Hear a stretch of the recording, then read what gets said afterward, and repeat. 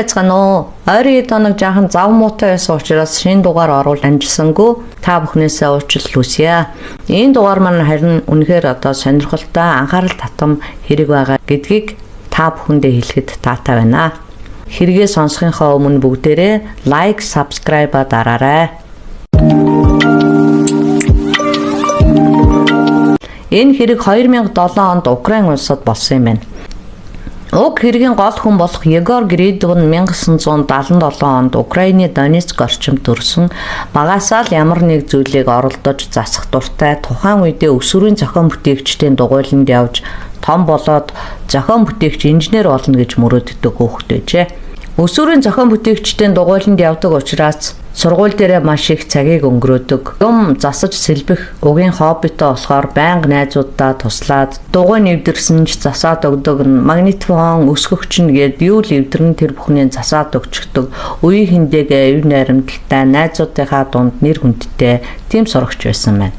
Тэрээр сургуулиа төгсөөд ягаад ч инженер болж чадаагүй ч гэсэн радио телевиз засдаг жижигхэн засварын газар ажиллаулдаг болов. Анхандаа ингэж эхлүүлсэн ч гэсэн хэдэн жилийн дараа бас 2-3 найзтайгаа нийлээд бизнесээ нийлээд өргөжүүлж зөвхөн телевиз, радио засагч биш, гар утас, компьютер засдаг засварын газартай хэд хэдэн салбарууд нээгээд хүн онлайн сургалт явуулдаг болж тэгээд ер нь бол яг энэ хэрэгийг гарч байх үед бол гадаадаас тэр чиглэлийн бараа бүтээгдэхүүнийг хүртэл нийлүүлдэг бизнестэй болчихсон байсан байна. Энэ хэргийн анхны эхлэл бол яг түүнийг найзуудтайгаа тэр засварын газар ажиллаж эхэлж байх үед тавигдсан гинэ. Тэр үед дөнгөж Егор 20 настай, царайлаг, тэгээ өөрөө засварын газар ажиллаулдаг болохоор нэлээд боломжийн амьдралтай залуу байсан бөгөөд эхнэр Вера Калухинатайгаа анх Галтэргэнд явж байгаа танилцаад хоорондоо юм ярьж агаад нэг хотод тэр бүтээл бүр нэг дүүрэгт амьдардагаа мэдээд тэрнээс хойш хэд хэдэн удаа Вера ажил дээр нь ирдэг болж ингээд залуу хосууд уулздаг болсон байна. Егор бол царайлаг, бас өндөр нуруутай, тухайн үедээ бол эмэгтэйчүүдийн хүсэмжит залуучуудын нэг байсан бол харин Вера бол эсэргээрээ нэг тийм наамхан нуруутай, тэгээ махлаг, тарган охин байсан гинэ. Бас Вера 6 настай байхдаа тагтан дээрээ тоглож байгаад тэндээсээ унаад тархиндаа нэлийн хүнд гэмтэл авчирсан учраас маш олон удаа хаалгаанд орж эмчлүүлж тэрнээс болоод гэрийнх нь болон ээж аав нь бол түүнд маш их сайн хандаж тэрээр бол гэр бүлийнхээ бараг лусын дагнын юм шиг л байдаг гэсэн. Ялангуяа аав нь бол Верагийн хэлсэн бүхнийг биелүүлдэг, хэдийгээр нэг баян чинэлэг биш ч гэсэн ингэн гэсэн бүхнийг биелүүлдэг, аав нь гэснээр авч өгдөг нэлээд тийм эрх охин байсан байна. Вера анх Егортай танилцсангуудаа түүнд анхны харцаар дурлсан байна. Тэр үед Егор найз охинч байхгүй байсан. Үүнийг нь анзаарсан Вера яаж ийм гоё залуугаад өөрийн болох вэ гэдэл байнга ажил дээр нэрээд нэгсэндээ түүнийг эргүүлдэг байсан гэх юм уу да. Тэгэл үдийн цайны үеэр нь пирожки энтер бариад ирэх ч юм уу ер нь л анхаарлын татах гээл янз бүрийн оролдлогууд хийдэг байсан байна. Энийг нь харсан Егорын найз нар нь болохоор чи энэ Верагаас эртгэн зайгаа барихгүй бол явандаа одоо чиний толгойг чи эргүүлэх юм биш шүү. Ер нь бодолтой байгаарэ гэж хэлдэг байсан байна. Тэгэд бол Егор юу гэж тийм байх юм бэ? Би Вератай ямар ч холбоо байхгүй зүгээр найз болохоор л хаяа хоол авчирдаг байх гэж хэлжсэн байна. Вера сүүлдээ бүр бүтэн өдөржингөөр Егорын ажил дээр ирээл сахиул манаа шиг суудаг болсон. Вера Егорын ажил дээр суугаад байгаа нь хамт ажилладаг хүмүүст нь таалагдахгүй байсан учраас Вераг тэднэр шууд хөөдөг болсон гинэ. Тэгсэн чинь яг тэр үед нь Вера аавдаа хэлээд би танаас сургалтанд сууя гэд төлбөрийн төлөөд тэр сургалтанд нь хүртэл ороод суусан юм байна. За ингээд сургалтанд сураад байж байх үед нь бол Егор бизнесээ өргөжүүлэх гээд хөөцөлдөж байж л те. Гэтэл орон нутгийн захиргааны хүмүүст нэг тодорхой хэмжээний хахуул өгч юм уу ямар нэг байдлаар те орон нутгийн захиргааны хүмүүст танил тал хэрэгтэй болсон юм байна л да. Тэгтэл Верагийн аав болохоор яг тэр Арионыхын захиргаанд ажилладаг байсан болохоор ааваараа дамжуулаад Егорт нэлээд том тус хүргэсэн юм байна. Үүнээс болоод бол тэдний харилцаа улам гүнзгийрч тэгээд бүр дотн харилцаанд орох болсон байна. Гэвч Егор бол анханасаа түүнтэй тийм дотн харилцаанд байхыг хүсээгүй учраас тэр харилцааныхаа дараа хоёлаа одоо ингээд дуусгая. Би одоохондоо бол эмэгтэй хүнтэй харилцаатай болох талаар ингээ бодохгүй байгаа. Зүгээр урдных шиг хоёулаа найзууд байгаад би биендээ минь дустай жирийн найзуудын харилцаатай явжээ гэж хэлэхэд нь бол Вера тгий гэж зөвшөөрсөн боловч яг хэрэг дээрээ бол Егороос салах бүр шинжгөө. Тэгээд түүнтэй ирж уулзсан хүмүүс ялангуяа эмэгтэйчүүдийг бол Егорын нүднээс далдуур шалтгаангүйгээр үзэн ядаж тэдэнд уурлаж тэднийг бас дарамталдаг байсан гинэ. Егор бол хэдийгээр энэ байдлыг гадралдаг байсан ч гэсэн өөрт нь тусалж исэн гэдгийг бодсон ч юм уу эсвэл өөрөө ерөнхийдөө жоохон төлөв даруу дууцуутай хүн байсан болоод ч тэр юм уу нэг юм хэлдэг байсан юм байна л да. Дээрээс нь Вера бол багасаа нөгөө тархиндаа гинтл аваад би муутай байсан болохоор ямар нэг хатуу үг хэлэх ч юм уу ямар нэг юм болонгууд өвдлөө гээл нэг бол эмнэлэг дэвтчихдэг эсвэл ингээл хэвтэрт орчлоо гээл Егорт хэлдэг. Тэгэл Егорыг эргэж ирэхийг шаардаад эргэж очихгүй болвол уурлаад уйлаад гомдоод ерөөдөө нэг юм тийм хэцүү зантай охин байсан гинэ. Егор Вера хоёрыг ингээд үерхэд ч байгаа юм шиг үгүй ч юм шиг нэг тийм юм тодорхой бус сонио харилцаатай байж ах тэр үед нэг өдөр Вера би хэвтэрт орчоод өглөөт байна чи яаралта манай гэрт хүрээдрээ гэж дуудсан гинэ. Эрт нь очиход Вера ширээ засцсан баяр ёслолын байдалтай байжсэн. Вера би жирэмсэн болцсон байна. Ингээ хоёлоо одоо хүүхдтэй болцсон юм чинь шууд гэрэлтэй батлуулъя. Би тэгээ баяраа тэмдэглэх гээд ингээ ширээ засчлаа гэж хэлэхэд нь бол Егор маш их уурсан гинэ. Би чамд одоо хэлсэн штэ би хүнтэй суухгүй суулаач гэсэн чамтай бол бүрч суухгүй гэж хэлээ уурлаа шууд хаяад гараа явцсан гин. Ингээд Егор найз нартай хурч ирээд нь болсон явдлаа яриад би одоо энэ эмэгтэйгээс эртгэн салж холтмоор байна гэсэн чинь найзууд нь Петровскид шин салбар нээх гэж байгаа тэр салбараа аваад чи нэг хэсэг тэндээ байцгаа бид нар чамайг Донбасс ч юм уу хаашаа чи нэг газар явсан гэд ингээ хэлчихэ гэж хэлдэг юм. Егор тэндээс юм хумаа нүүлгээд өөр газар очоод Верагаас 3-4 сар хол байж үтсэн. 11 сард Вера түүнийг олоод хүрээд ирсэн бөгөөд 7 сартаа жирэмсэн. Тэгээд аав ээж маань ингээд тосолд ороод аав маань нас ороод ээж маань асаргаанд байгаа гэд хамаг зовлонгоо яриад би одоо энэ хүүхдэд төрүүлмээр байна. Би хүүхдээ ахуулъя гэж бодсон чинь манай аав надад ингээд эргээд төрж байгаа юм шиг байна. Би одоо аавыгаа ингэж алдаж устгаж чадахгүй ч гэх мэтийн юм яриад Егор одоо түүнтэй ярилцаад за ерөөсөө ингээ хоёлаа хамт амьдрыг гэр бүл болъё гэж шийдсэн юм байна л да. Егор бас зүгээр ч нэг шууд ингээ зөвшөөрч өгүүл юм байна л да. Егор Верад хэлсэн гинэ. Би чамд бол хайртаадаа одоо ийм алхам хийж байгаа юм биш шүү. Ямар ч байсан одоо хоёлаа хамт амьдраад үзье, хүүхдээ хамт өсгий. Гэхдээ чи урд нь ингээ байж исэн шигэ миний ингээ алхам тутмыг мөрдөж мөшгөөд байх юм бол би чамаас одоо үг дуугүй салнаа. Бүр чамаг олохгүй тийм хол газар руу чамд хийлгчгүй ингээ яваад өгчнө гэж хэлжсэн гинэ. Мэдээж Вера бол Егорын хэлснийг 100% зөвшөөрөөд Егорын байранд нүүж ирээд хамт амьдрах болсон чинь би одоо ингээ асаргаанд байгаа ээжигээ орхиж чадахгүй. Би ээжтэйгээ хамт амьдрмаар байна гэж хэлсэн учраас ээжийг нь дагуулж ирээд ингээ хамт амьдрах болсон. Удалгүй хүүхдэн төрж хүүтэй олоод Егорч маш их баярлаад өглөө цагаа хүүтэйгээ их нэртэйгээ өнгөрөөдөг. Ер нь нэлээ халамжтай болсон. Тэгээд байж байтал дахин охин төрж ингээд ам бол дөрүүлээч болсон юм байна. Дүүлд нь бол тэднэрийн талаар хүмүүс хэлэхдээ Егор нэлээд даруухан сайн залуу их нэртэй ч халамжтай хүү охин хоёртойгоо ч маш их цагийг өнгөрөөдөг, байнга л хүүхдүүдтэйгээ явж идэг. Заримдаа бүр тэрэгэнцэртэй хатам ээжигээ ч гэсэн салхилуулаад явж идэг гэж хүртэл ярьж исэн байна. Верад одоо яаж таарсан аз вэ гэж бид нар боддог шүү. Егор бол өстой үнэхээр сайн залуу энэ төр гэж хэлсэн гинэ. Орондоо эвтэй сайхан амьдарч байгаа мэт харагддагч. Гэтэ бол бас тийм нэг эв найртай биш байсан. Нэг удаа Егорыг гаднаас ирсэн чинь хаалганы цаанаас бөөн чимээ шуугаан гараад ээж эхнэр хоёр нь хэрэлдээд байгаа болтой байсан гин. Хаалга татаад ороод ирсэн чи яг тэр үед Вера ээжийнхээ өвдгөн дээр тавьдаг юм зөөлөвч дэрийг нь хүүрэн дээр нь ингээ барьчихсан хүзүүг нь уулгах байгаа юм шиг аргашин ингээ дарж исэн гинэ. Егорч тэрийг хараад маш их сандраад бушуухан очоод эхнэрийгээ болиулсан байна. Эхнэр нь ч Егорыг хараад гинтгэн бие бариад болоод өрөөрөөгөө яваад өгсөн. Хатам ээж нь маш их цочирдсандаа уйлаад бие барьж чадахгүй байсан. Болохоор Егор хатам ээжигээ тайвшруулаад цэцэрлэг рүү авч явж салхинд гаргасан юм байна. Яг тэр үед бол хатам ээж нь Егорт хэлсэн гинэ. Би чамаас нэг юм гуяа. Чи намайг Верагийн олохооргүй тийм хол газар, нэг асрамжийн газар авчиад өгөөч. Чи өөрөө ч гэсэн тэр хүүхдүүдээ ч гэсэн тэр Верагаас хол байлгаарай, болгоомжтой байгаарай. Танаа гэрт хин нэгэн санамсаргүй ослоор нас орвол тэр буруут нь чиний эхнэр байх болно шүү. Вера хэдийгээр миний төрсөн охин ч гэсэн тэр бол миний нөхрийг алсан. Би тэр үннийг мэдж байгаа болохоор Вера намайг хизээ нэгэн цагт хилнэ гэж бодоод байгаа юм. Гэхдээ бол би сайн муу ч гэсэн түүний ээж нь болохоор би энийг бол юу гэж хэлэх вэ гэж хэлсэн юм байна. Тэгээд бас ингэж хэлсэн гинэ. Вера нэг удаа галтгоонд надтай хамт хоол хийжсэн гэв гэнэт хэрвээ аав та хоёрын нэг нь өхвөл Игор намайг өрөвцөндөө надтай сууна гэдгийг би мэдчихээн гэж тоглоом шоглоомор надад хэлжсэн.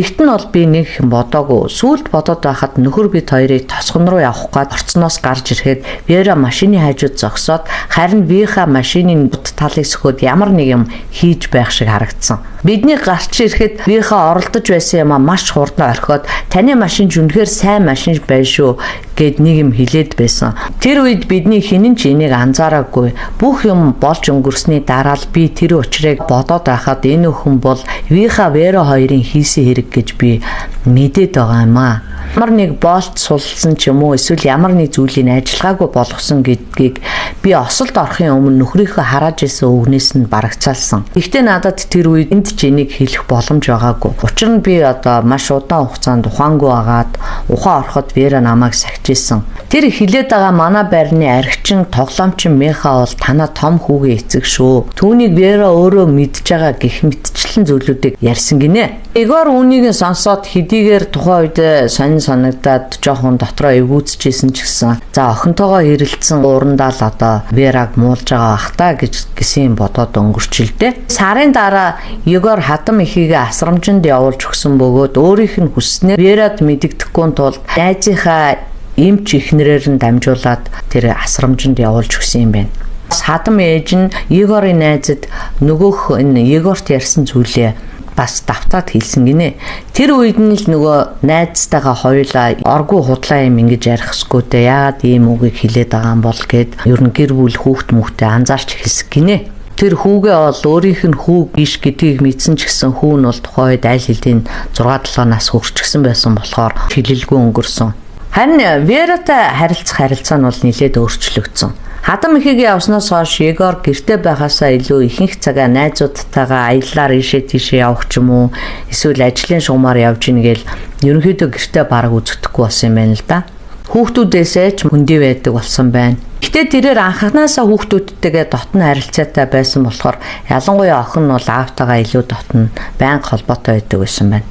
Түүнийг энэхүү гэр бүлээсээ аль болох хол хүндий байгаад байгаа нь Верад бол маш их хэцүү дарамттай санагдчихсэн. Хизээ өөрөөс нь салах тухай хэлэх бол гэхээс Вера дотроо байнгын айцтай явдаг болсон байна. Тийм ч учраас Игороос ямар нэгэн өөч юм уу нэг ямар нэг факт олоод мэдчих юм бол би одоо Игорыг гартаа оруулаад хөдөлгөөнгүй болгоно гэж боддог байсан. Тийм болохоор Игорын талаар өөрийн чадхын хэрээр мөрдөж жогоод Донецкоос 300 гаруй километрийн цаана нэлээд өндөр зэрэглэлтэй цуслангийн байшин өөрийнх нь нэр дээр худалдаж авсныг олж мэддэг. Тэгэд ихэнх цаг хугацаагаа бол тэнд өнгөрөөдгийг бас мэдсэн байна.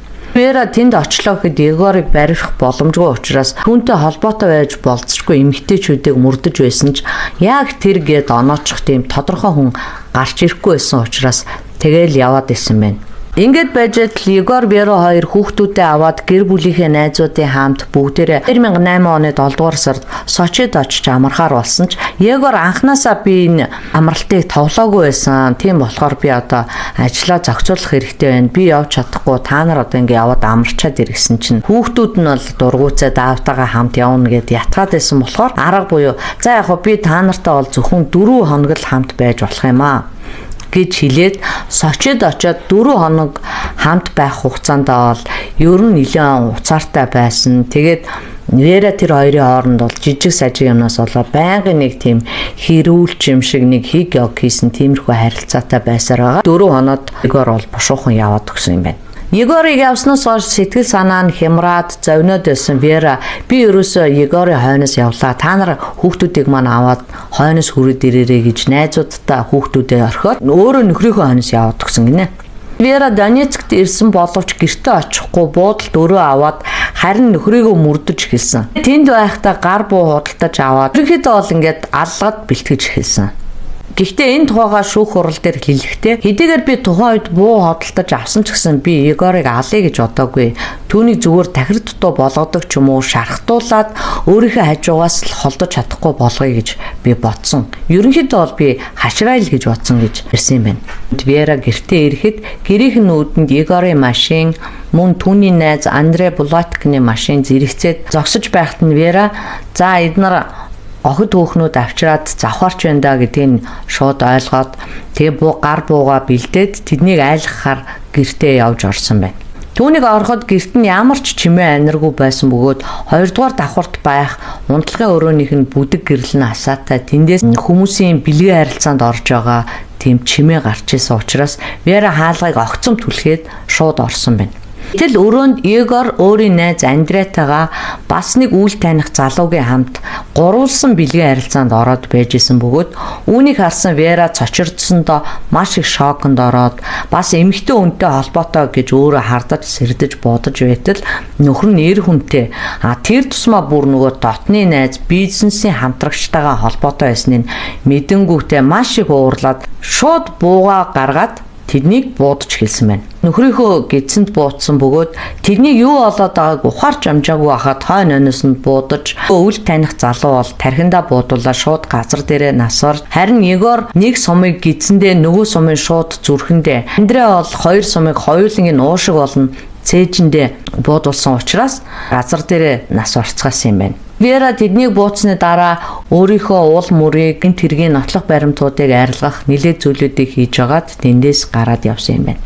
Маргааш нь буюу 7 дугаар сарын 15-ны даваа гарагт Андре Булаткины эхнэр Каменская өглөө 10 цагт болох салбарын нээлтэнд нөхөр нь болон Егор ирээгүй бас уцаа огт авахгүй байсан болохоор нь эднийг хамт явж байгаа байх гэж бодоод Егорын гэрлөө хүн явуулахад Егор Гридовын герт тэр гуруулаа алагдсан байсан учраас зад яаралтай мэдэгдсэн байна. Ингээд мөрдөгчд хэргийг хэн үйлдсэн болохыг мөрдөж эхэлсэн.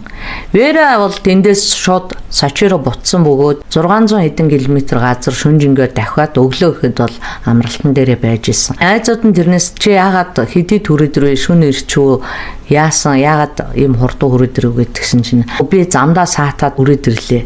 Цагдаагийнхан бол амралтанд байсан Вераг бол нөхрийгээ алсан гэж бодоогүй бөгөөд хамгийн гол нь Егор Андре нарын бизнесийн ч юм уу тэд нартай ямар нэг мөнгө төгрөг ашиг сонирхлын зөрчилтэй хүмүүсээс болж лсан байх гэж бодож байсан учраас буруутныг бол тэндээс хайж исэн. Гэтэл хэргийн газрын үзлэгээр Егор цагаан даавны үзүүрийг хуруугаараа ороогоод атгсан байдалтай ингээд нас орсон. Тэгэд бас тэр яг газрынх нь ойролцоо хевсэн дээгүүр гарсан цусан дунд эгэ маягийн хэлбэртэй нэг тийм сонин зураас үссэн байсан гинэ. Үнийг нь шинжээчд дүрсүү эсвэл үсэгүү эсвэл зүгээр амь тэмцэгтэй гаргасан санамсаргүй юм цусны хээ юу гэдгийг шалгаж явах явцдаа эр үсэгч юм уу ингээд сайн арах юм бол вэ үсэгч юм шиг харагдахаар байсан. Гурван цогцсны яг амь тавьсан байж болцсохгүй хугацаагийн дундажлаад үзэхэд нөгөө хоёроос бол арай удаан амь тавьсан байх магадлалтай Егорын шархахыг гэж үзээд тэрээр өөрийнхөө хэрэгтнийг илчлэхийг оролцсон гэж үзээд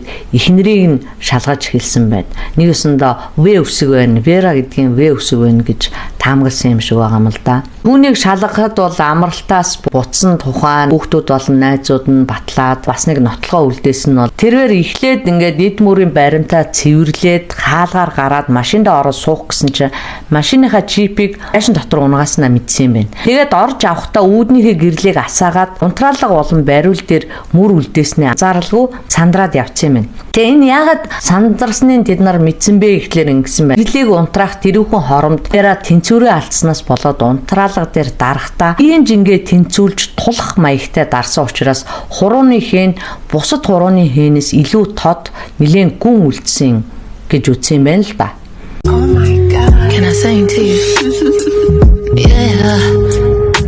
хартай, бүтэлгүй тэгээ бүх юмыг одоо өөрийнхөөрөө байлгах гээд гэрүүндээч болоод одоо ээж аавыгаа хүртэл дийлээд сурчсан, магадгүй бүр ээж аавынхаа амийг хорох гэж одоо оролдож байсан. Олон хавар нэгэндээ гихч болоод аавыгаа бол одоо бараг л алдсан юм шиг байгаа юм л да. Гэхдээ энэ дээр бол тэр аавыгаа хороосон хороогоогүй тухайд бол гарахгүй юм илээ.